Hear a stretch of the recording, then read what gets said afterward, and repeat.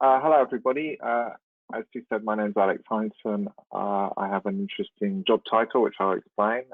Firstly, I work for an insurance company called ARGO Group. We are headquartered in Bermuda.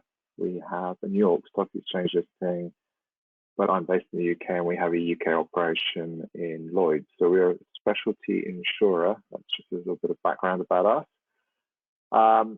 I am originally a chemical engineer. I started in the pharmaceutical industry, and through various routes, which would probably need a webinar in itself, I ended up in risk management, and I have been the chief risk officer of insurance companies for about 15 years. The interesting thing that I've taken on at ARGO is the sustainability piece. But if you go back to my earlier career, I actually was responsible for environmental management, and I have a master's in environmental management. So I don't have very many slides. I have 10 or 11 slides, so I think there should be plenty of time for questions, but I'm going to make a start. So I was once told the best way to do a talk is to tell people what you're going to tell them, and then tell them you told them. So I will adopt that approach. So here are the key points to take away. Yes, sorry, it is a three-letter acronym, ESG, Environmental Social Governance. No, it's not a fad, I don't believe, and I will explain why. It's here to stay. It's not just about climate change, although that is obviously very important, and you won't be able to get away from that topic in the coming weeks because of the COP26 conference. I think it is a strategic risk. I also think it is a opportunity for businesses, and I'll give you a little bit of information about that. I also think it's a board level issue, and that stakeholders, and I'm going to talk quite a lot about stakeholders, are directly targeting directors. So they are likely to come to you if you don't come to them first. So that's my argument, is get with the topic, because it's not going away. So I will move on. So I just wanted to kind of frame the question. So before we talk about ESG, we actually need to talk about what are all the elements. I'm not going to read these out, but clearly there are three buckets: the environment, social, and governance.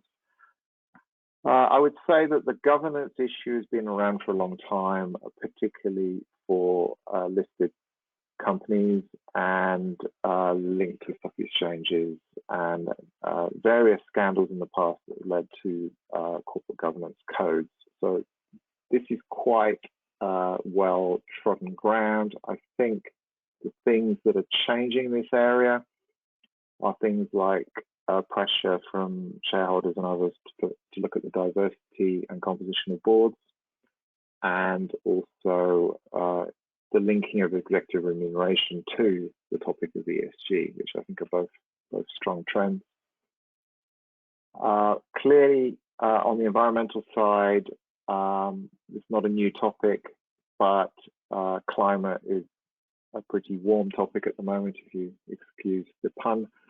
I think it's going to grow and grow, and there is a tipping point in terms of how investors look at this issue, and they describe it as ESG rather than sustainability, which is why I'm talking in those terms. And finally, on the social side, I think what's interesting is this has been a little bit the poor relation, but the COVID pandemic linked also to things like Me Too and other social trends, particularly in the United States with racial unrest, have really brought this topic out, and everything to do with employee well-being, mental health, and the whole hybrid working is a big topic. And actually, when you look at your stakeholders, you mustn't forget your own employees, and this is probably the biggest topic for them. So I'm going to move on. I did talk about investors. So institutional investors tend to talk in terms of different language. They talk in terms of responsible investment. and they call this topic ESG, and there are now ESG indices, which mean that you can put your pension into various colors in terms of light or dark green in terms of how much weight is put on this topic, and you can feel as if your pension is doing good. And there is a big growth in these ESG funds and in ESG indices, and a lot of them work on the basis of quantification, and so there is a big push to put numbers around the whole issue of ESG, whereas in the past you might have seen a corporate responsibility report and there were lots of pretty pictures and a few points of information in them, and maybe a couple of tables. There's a big push for numbers in this area, and we'll talk a bit more about that. So how do you go about having an ESG strategy? So a couple of points to start off with, and I'm going to spend a little bit of time on this slide. The first point is that I wish I'd had this slide when I started. This is kind of the sum of what I've learned on the journey, and it may change some more as we keep work, and that's an important point. Is you're very unlikely to do this once and get it perfectly right. It's going to take time, and unfortunately there isn't a perfect kind of cookie cutter solution, and although I'm sure consultants can help you, they can't do it for you. And I think a lot of people start at the bottom in terms of, I'm being pressurized to report on things, let's get to report together and let's publish it. But actually, if you don't know what you're trying to achieve, that doesn't normally end well. So my argument is, take a step back, take a deep breath, and think about what is your ESG context. What do I mean by that? Well, who are your stakeholders? What is important to them? Why are they important to you? And what do they expect of you? Because I think that's an absolute key element, and we're going to talk a bit more about stakeholders. But stakeholders are not just your board and your regulators. They can be quite broad. They can be customers, they can be suppliers, they can be your external auditors, there may be a credit rating agency, there may be an ESG rating agency. Yes, there are such things. And I think you need to try and understand who is most important and what do they want, because the bad news is you're probably not going to be able to make them all happy, because they don't all want the same thing.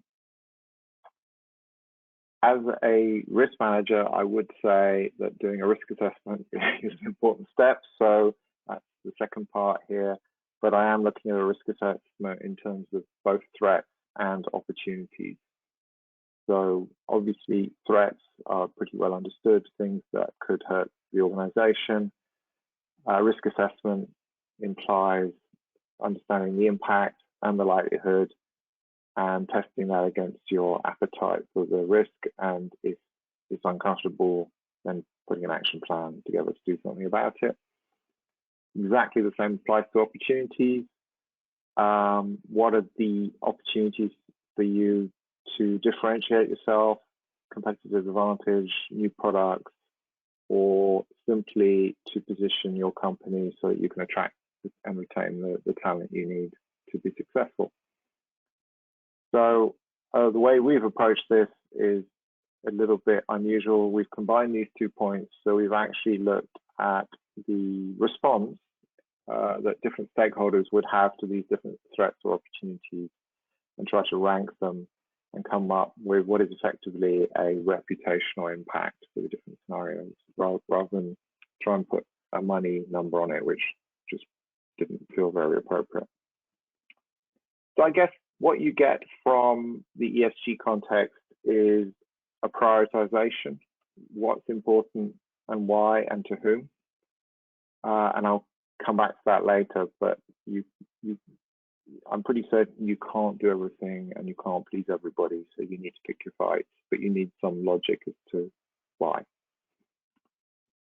Okay, the second element is an ESG strategy. So that's really the title of the slide in the talk. What does that mean? Well, there's two parts to it. You really need your business strategy itself to be sustainable. And I heard one person really describe this well as double-sided tape. So on one side of the tape, you would have your business strategy. On the other side of the tape, you would have your sustainability story, and actually they're the same. Now that may be the end point, and it might seem a long way away, but you really got to think about what does this mean for your business strategy. And there could be that if you're developing new products and that there is a transition, for example, to low carbon economy, that your products actually are solutions to those outcomes, in which case you have a sustainable business plan. If your business is to dig coal out of the ground, then you probably haven't got a sustainable business strategy. And obviously those are two extremes, but every business will have strengths and weaknesses in that respect.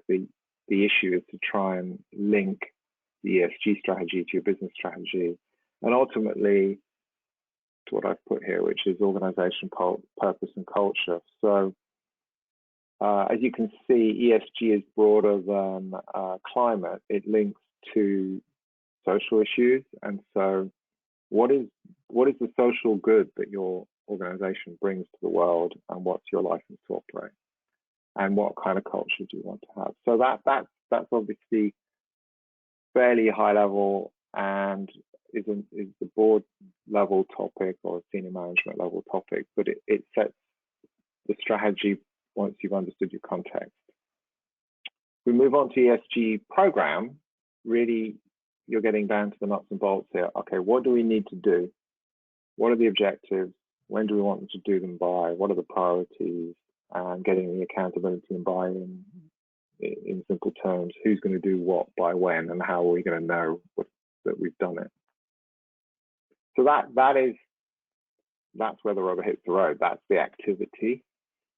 And then the monitoring is really, well, we need some key performance indicators internally so that we know how we're progressing.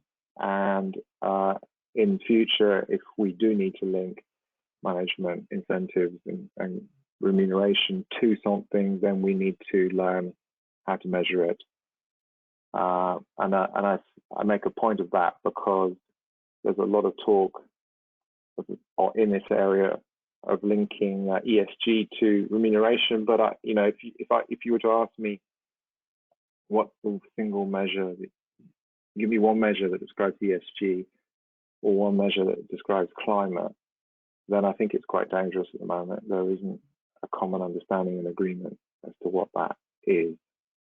And the problem with incentives is beware what you ask for, because you will get it, because you've incentivized people to hit it. So you need to spend a bit of time thinking about it. And lastly, for those who would like me to move off this slide, external reporting and disclosure, which, as I said, is possibly where some people start. So hopefully all this in itself is a story that you can describe, but also you need to kind of report on, okay, what have we done, and what have we achieved, and what are we planning to do in the next cycle. So I did talk quite a lot about stakeholders. I just want to give you a sample. These happen to be a version of ours. As you can see, there's quite a long list. I'm not going to go through all of them, but some of them I've already mentioned. But the board is important. They have oversight for the whole company, and they are the people that investors contact, assuming you're a public company of some kind. Or if you're not public company, a private company, or a charity, then they still have the accountability there. They're probably approached by other people other than shareholders. The management are the people who need to deliver the project, staff and their families, you want your employees to feel good about where they work, otherwise they will may move on. And the same with customers. Customers, do people want to buy their products and services from you? Do they believe your story, and do they feel good about what you do? And the communities you operate in, and the suppliers and business partners, do they want to work with you? Peers is possibly an odd one, but sometimes an industry as a whole has an issue and needs to deal with it. And it may be that you need to keep up with your peers, or you can see competitive advantage in being ahead of them. I've mentioned investors quite a lot. I think authorities and regulators, so there's increasingly going to be regulation and legislation in this area. For example, statutory accounts now have to have carbon intensity disclosures in them. There are regulations around premises, I think it's called ESOS, which require an audit of your energy consumption. And then there are sector-based regulators and lots of regulation in financial services in this area. Lastly, rating agencies and non-governmental organizations. So if your organization is visible to the public, you will probably have some NGOs trying to pressurize your CEO or board to do something or not do something. ESG rating agencies are interesting, and I'll talk a bit more about them, but they basically score your ESG performance and publish it. And so that may be quite important to you. And credit rating agencies are starting to do the same. And I mentioned external auditors because some ESG disclosures are going to come within the remit of auditors as part of accounts. And so what you say needs to be verifiable, and so on. Okay, so I've talked about ESG rating agencies. There are quite a few. I've put just a few names up here. I'm told by real experts in this area that there are close to 100. I can tell you a little bit about some of the major ones. So ISS is what's called a proxy advisor. They advise passive investors on how to vote, and they score organizations' ESG performance. And so just as an example, for our company, 30% of our shareholders are passive, and they use ISS. And so we think ISS are quite important, and we want to get positive scores from them. On the active investors, so the difference between passive investors and active investors, so passive investors tend to follow an indices, and they need to cover the entire stock exchange or a certain sector that they specialize in. Active investors pick individual companies to invest in, and obviously get into more detail. They are typically serviced by MSCI, which is part of Morgan Stanley, and Sustainalytics support certain other agencies that advise investors. So those are the three that are, if you like, specialized on ESG. S&P and Moody's are what I might call traditional credit rating agencies who have branched out into ESG, and they have bought a number of ESG indices companies, and so you're seeing a lot of consolidation in this area. Refinitiv is actually part of the London Stock Exchange Group, and they provide data. I haven't put it on here, but FTSE Russell is another ESG indices that was also owned by the London Stock Exchange Group. So there are a number of niche ESG indices. Some of them only cover certain aspects, some cover the whole topic. And if these are an important stakeholder to you, you need to understand who's tracking you and what they're saying about you and how you feel about that and how much effort you want to put into correcting it. In terms of reporting standards, is unfortunately also an alphabet soup. There are a lot of acronyms, and the two that I'm going to point out are TCFD, as it says, Task Force on Climate-Related Financial Disclosures, and SASB, Sustainable Accounting Standards Board. I would say these are, if you like, the market leaders. SASB more in the United States, TCFD more in Europe and Asia. It's very hard to get standardized reporting at the moment. If you remember, right at the beginning, I said that investors are starting to get more quantitative about this, and they're looking for data and single sources of truth. These different standards set different expectations, and so there isn't a consolidation at the moment. There is a project going on to try and create an international sustainability standard. It hasn't come to fruition yet, but we're all quietly hopeful, because at the moment this is quite tricky, and you have to, unless you have a lot of resources, you've just got to pick one and make the best of it in terms of picking the one that is most relevant to the most important of your stakeholders. I thought it was worth bringing to your attention the UN Sustainable Development Goals. I'm not going to read them all out. There are 17, and there's an awful lot of detail below each of these. And these are linked to commitments that the UN has encouraged nation states to make to achieve certain points of progress by 2030.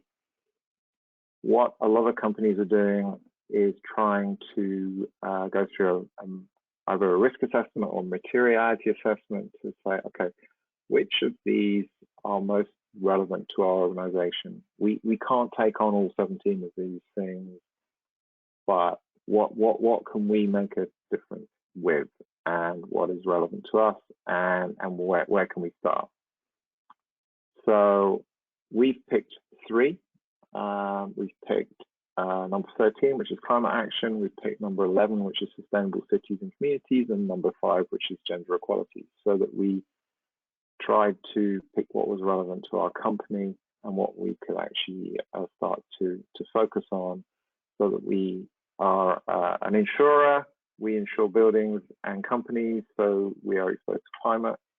We are looking to encourage companies to make themselves more resilient, and so the Sustainable Cities one made sense. And then our diversity inclusion program lent itself well to the gender equality one. For a different organization, it will be a different pick, and I've seen companies pick up to 5 of these. I think if it's much more than that, then you're not really prioritizing, and you're probably taking on more than you can deal with unless you're a very large organization. I talked quite a lot about stakeholders. I've done quite a lot of work thinking about this. One of the things that we tried to do is to try and rank our stakeholders and to track how we think they feel about us. This is just an example made up, but if you had 4 stakeholders and you were tracking that relationship, hopefully it doesn't move around as much as on the graph, but you might, the logic behind this is, in order to have a strong and consistent relationship, maybe you want a score around 7, which on the right hand side is a strong. What I've tried to do is put a few words against each score to kind of describe the number, so it doesn't become just completely subjective. The idea here is really to show a stretch. So if 7 is a great place to be, then you can go further, but it will cost an investment to achieve it. And if you're hitting a 1 or a 2, then you're pretty much close to being shut down by, probably in that case, a regulator or government body. So you don't really want to be down in where the blue line is. for any length of time. But it helps to be able to articulate why this is important. And obviously, there are quite a few examples in the press at the moment of companies that are having trouble on broadly ESG topics, and it kind of helps to make these things visible and talk about them. So I'm going to pull this to a conclusion. I did say at the beginning that I would tell you what I was going to tell you, and then tell you I told you. So I'm going to stick to that contract. You need to engage with this whilst you still have control. If you wait long enough, your stakeholders will come to you, and then you'll be on the back foot, and you will be scrabbling around. It is a strategic issue, and it does have reputational impact. So think carefully about what you can do. I think the most important question is, what is important to your organization? Don't get blown by the wind of popularity. Some issues are just not relevant to your organization. They may be headlines, but to be able to really move things along in terms of ESG, your program needs to be authentic, which means it needs to fit with your business strategy and your purpose. And that really means you need to know what your stakeholders expect of you and who they are. So I am going to stop there, and I will try to unshare my screen. Thank you very much, Alex. Thank you. We do have a few questions for you. The first one is, if we are a small organisation with limited resources, where would you start? Okay, well, I think every organisation can spend a little bit of time thinking about who their stakeholders are and what they might expect of you. But even if you were just to focus on the board and the staff, that would be a good start. And I would pick probably 3 things that are pretty straightforward. I think every organization is going to need to understand its greenhouse gas footprint going forward. At its simplest, that's starting to look at your energy and utility bills and your business travel, and just trying to understand what you look like, and is that sensible, and would you feel comfortable explaining that to the outside world, or do you need to do something about it? The second thing, I think, which is pretty much an expectation, is around diversity and inclusion, which covers the social side. And I think there are rules and regulations around gender pay gaps, but you can go further than that. But again, it's a case of gather the information you have and look at where you stand and whether you're comfortable with that. And then I think, just to cover the third element, governance, there are best practices around corporate governance for listed companies, most of which can easily be applied to other organizations, and there are the equivalents in the charitable sector, third sector. So I think having a story that says, you know, where am I on governance, that would put you in a good spot. Okay, thank you. And our next question is, how can you measure progress in ESG, given that some of these elements can seem intangible? Yeah, no, it's a good question, and it's tricky. Simply, as I said, there isn't one expectation, be it from all these different standard setters and ESG indices. And I didn't mention it in the main talk, but if you took 2 ESG indices and you compared the scores that they give us, the same organization, and you did that over a database, the mathematicians and actuaries have come up with a number that the correlation between 2 different indices is only about 30%, which means that you can have a high score from one and a low score from another.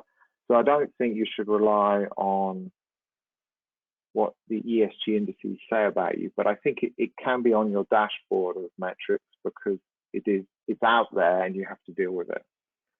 And so if you're uncomfortable with the score, then setting a target to get to a better score will help you to work out what you need to do to get to that score. I think from a practical point of view, if you start a spreadsheet and you start populating it with either those ESG scores or measurable elements against E, S, and G, some of which I've mentioned, greenhouse gas emissions, maybe the amount of water you use, the amount of waste you produce, the number of women or ethnic minorities in your management team. You know, these are all things that are measurable, that people are asking questions about. The first thing to do is to gather the data, make sure the data is clean and correct, and look at it internally as a management team, and decide which bits of it you feel comfortable sharing, but which bits prompt you to action. Okay, thank you. What is the most common pitfall you have seen businesses make when trying to engage with ESG once they have decided to do something? I think it's back to what I said about putting a report out without having really got a plan. I won't name the company, but I did see a couple of years ago a TCFD report. So that's Task Force for Financial Impact of Climate Change. So you would expect there to be some numbers in the report. And the report, although it was about 16 pages long and had a lot of pretty pictures, the only numbers I could see were the page numbers. And I think there is a growing uncomfort with what's called greenwash, which is saying lots of nice things but not actually doing anything. And I think people will be found out, and we are, I think, appropriately paranoid on that topic. We'd rather not say anything than say something that we can't substantiate. Okay, thank you. Another question with another acronym, I'm afraid. Have you come across GRESB, Global Real Estate Sustainability Benchmarking? And if so, what are the differences with the ones identified earlier?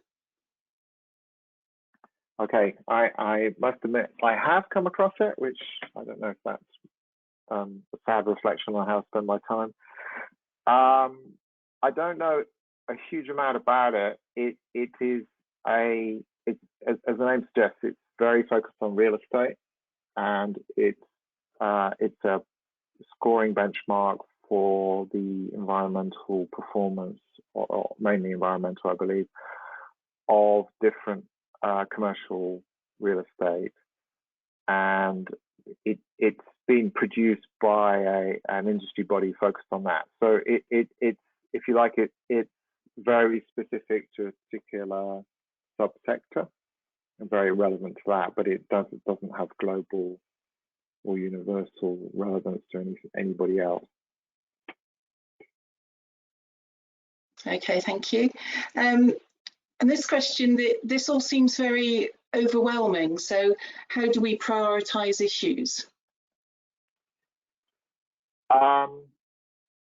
Yes, I think that's where I started, and why I said that if I'd known what I'd known now, I would have started with the context slides that I showed in terms of understanding your stakeholders and the threats and opportunities, and also my comment about the UN Development Goals, which is rank them and pick some.